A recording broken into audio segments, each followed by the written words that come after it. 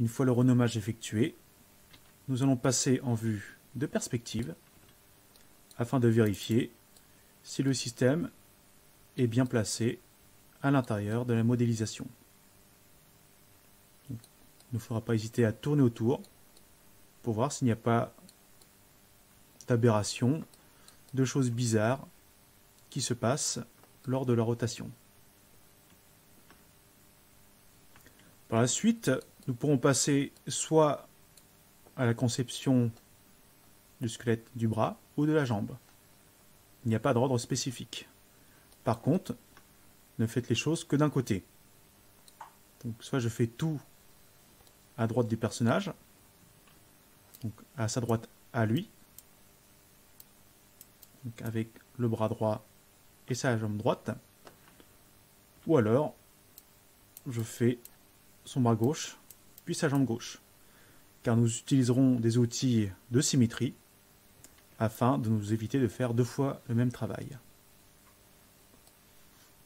Donc là, je vais partir sur le bras droit, que l'on pourra réaliser de la manière suivante. Donc en se mettant en vue de dessus par exemple. En me mettant en vue de dessus, je clique sur le bouton Create Bones de la fenêtre Bone Tool et je vais placer de manière approximative donc mes bones. Là, ce qui pourrait être intéressant, c'est d'être stratégique en plaçant un bones tout droit,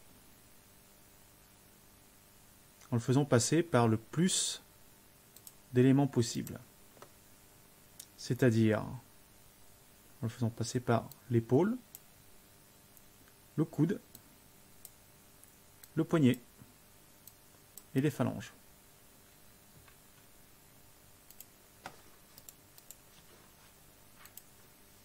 Ensuite, nous pourrons utiliser le bouton Refine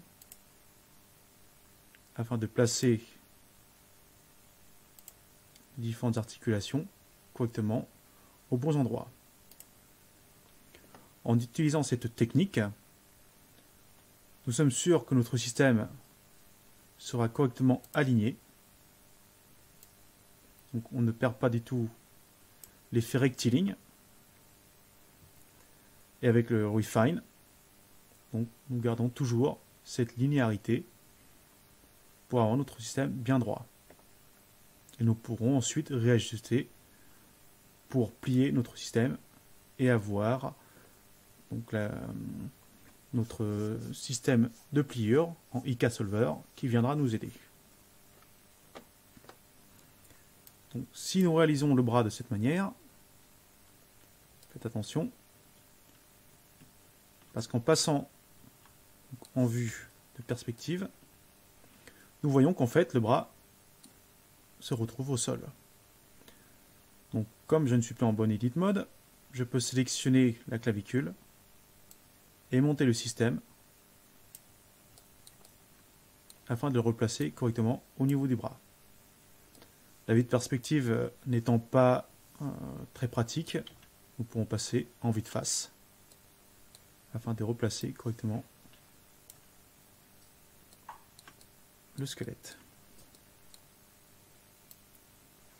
Donc là pareil, comme je veux que le poignet soit bien placé au niveau du poignet, et que la clavicule soit un petit peu plus bas, je peux baisser le système, appuyer sur la touche E et effectuer une rotation.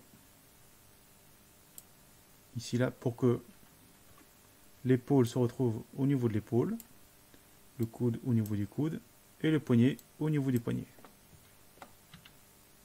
en gardant la linéarité de mon système.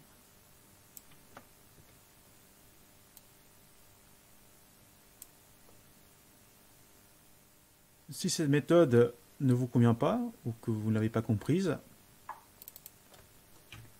on peut réaliser le système de bras en vue de face. En vue de face, je peux commencer par la clavicule qui va couper tout le long du bras. Puis ensuite, je peux cliquer sur le bouton Refine pour placer des sections au niveau du poignet du coude et des épaules. Donc, un coup de refine ici, refine là, et pour terminer, ici.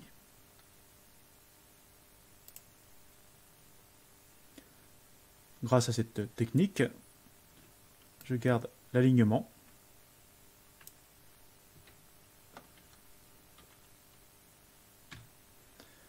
Le bras est aligné par rapport au plan qui coupe l'origine.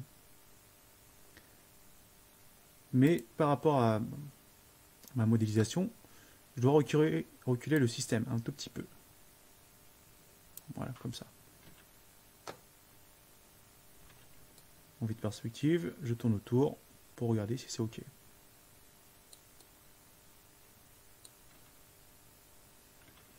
Donc là, éventuellement, ce qu'on pourra faire au niveau de la clavicule, c'est soit de la monter un petit peu ou de la baisser. Donc là, on pourra remonter.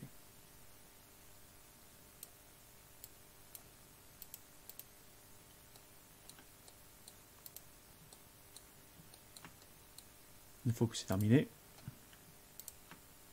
on renomme nos éléments.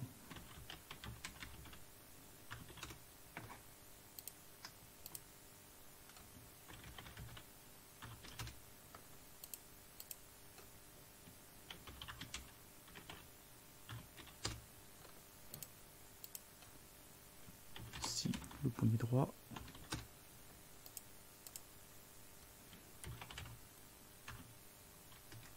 Donc main Terminator.